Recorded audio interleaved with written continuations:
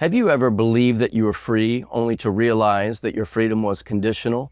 That this supposed freedom existed only if you stayed inside the lines, inside the box, inside the rules, inside their definition of legal?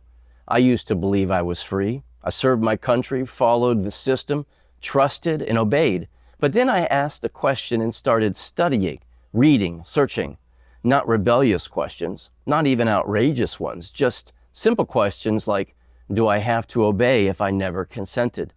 That question changed my life, and it will change yours too, because the truth is most of what we call freedom in America is a managed illusion, an illusion crafted by and controlled by a system.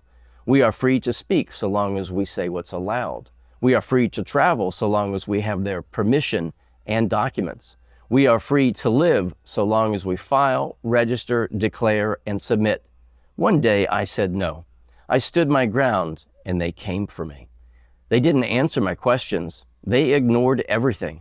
Then they punished me for thinking and acting as a free man. My name is James Bowers Johnson. I wrote a book that exposes what they don't want you to understand.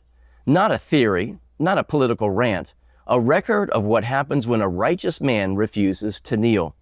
That book is Restoring the American Republic. Start there, then you'll see what comes next. Because what happened to me is already happening to you. You just don't realize it yet.